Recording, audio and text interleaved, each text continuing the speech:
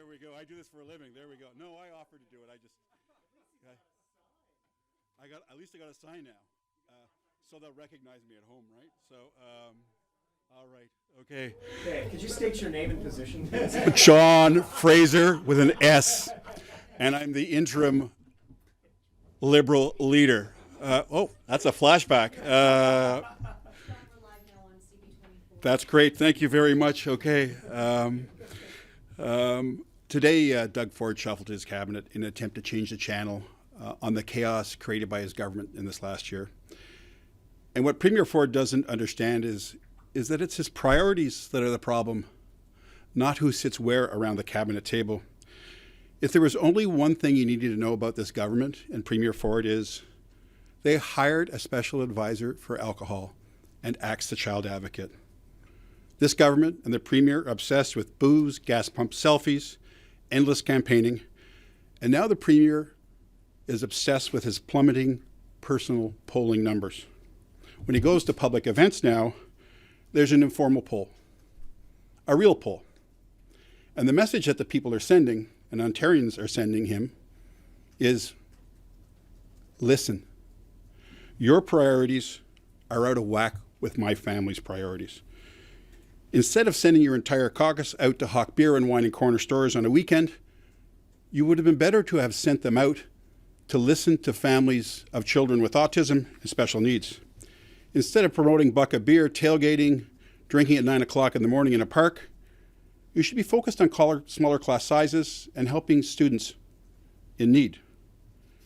And instead of spending millions of taxpayer dollars on an ad campaign propping up Andrew Scheer in the upcoming federal election, you should have been focused on trying to get to a standard of 4 hours of care daily for everyone living in long-term care.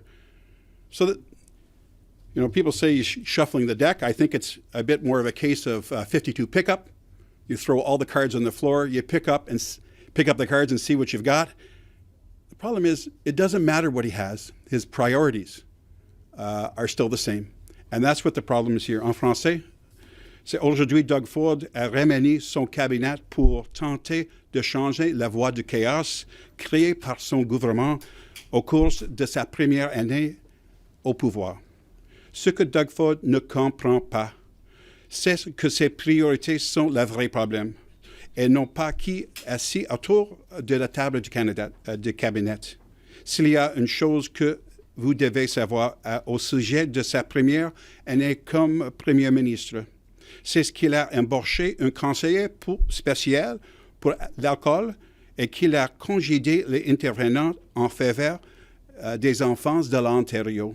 Votre questions, your questions? So it's unprecedented that a finance minister, after his first budget, would be booted out of that role and moved over to economic development. We all know Vic Videli, and he's wanted the finance minister role, I think, since he's been here, really. What does this say to you about the fact that they're moving him out of this position after their very first budget? I mean, is this chaos? What is it? It is chaos, and again, I'll go back to the Premier doesn't understand. It's the priorities that are the problem, right? The budget, which is done with guidance from the center, is not all the minister's responsibility. I mean, alcohol was mentioned 50 times in the budget. 50 times. Women 4 times. Right? The priorities are out of whack. And then we see this budget where they say, we're protecting what matters most. And in actual fact, they're protecting what matters most to them. And they're talking about what matters most to them. And if you look at the obsession with alcohol, if you look at the estimates and the cuts that we see every day, 400 people were let go yesterday. The day before, 289. So, I don't think it's the messenger or the message. I think it's the priority. So the Premier has to take responsibility for the priorities. He's the leader, and his priorities are wrong. John, I know you're talking a lot about what you call chaos. What do you think is the motivation, though, for this massive shakeup? Whether the Premier's obsessed with booze or booze, I think that's the. I think that they're. It's panic. The Premier's panicking. All he needs to do is slow down. Well, first of all, stop panicking, slow down, and focus on those things that are important to Ontario families. And they're the things that you haven't been squarely focused on. Why is beer and wine in corner stores more important than 4 hours of daily care for people living in long-term care? I don't think I've ever knocked on a door where somebody would say to me, you know, that's more important than that.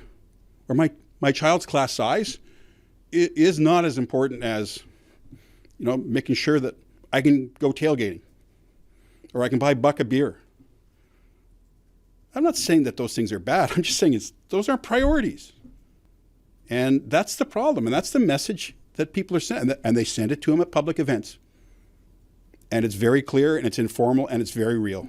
And what they're saying to the Premier is, you're not listening. Your priorities are not the priorities of me and my family. Are you taken aback by how wide-ranging this is? Because we thought it could have been, you know, 5 or 6 portfolios. I mean, this is a complete retooling, restructuring of the cabinet. Yeah, it is. It's more than I thought. I mean, it is interesting to note that there was a panic last summer to reduce the size of Toronto Council, and he's kind of with one fell swoop said, "Oh, I'm just going to expand my cabinet by 25%." Again, there's another priorities, right?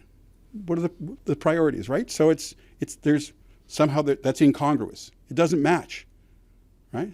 Smaller government, bigger government, right? It's the priorities that the Premier has. You can't message. Is that your favorite song? Okay, all right. You can't. People aren't fooled. They can bring in the best communicators that they have. The things that are going to happen to their families are going to happen to their families. Those people are going to lose their jobs. Kids are going to have bigger class sizes. Right? People aren't going to be able to get legal aid. You can't hide those things. You know, the problem with it is it takes sometimes a long time for people to feel that effect. So the people who aren't feeling that effect could feel kind of placated by the government saying everything's okay until it hits their family, until their loved one has to go into long-term care, or their child needs some help at school, or their son or daughter is struggling to get into university. You know, and sometimes that takes a long time to build up, and I've seen that before. I mean, I've been around long enough to remember the Harris years, as you know. And over a period of time, what happened was the things that they cut, the things that they took away from families, affected enough people that they said, stop. Now, the Premier's done that much quicker, I think, than Premier Harris did. And they need to reset their priorities, not reset their cabinet, reset their priorities. Do you think this new team is more likely to convince the Premier to tap the brakes on some of these things? I'm not sure that that's going to happen. I'm not sure that that's going to happen. I would hope that would happen because those are things that, you know, Ontario families count on. So if there's some voices there, they need to be there. You know, I'm not sure. You know, I'll give you an example, and I want to stay away from personalities today. But you know, they split the ministries, and I think that was mentioned. You know, the Ministry of Health, and you know, the Ministry of Long-Term Care has been an advocate for privatization, has compared our healthcare system to North Korea. She has a long record and history of doing that. And that choice is not, well, I'll be kind, inspiring. Great. Thank you very much.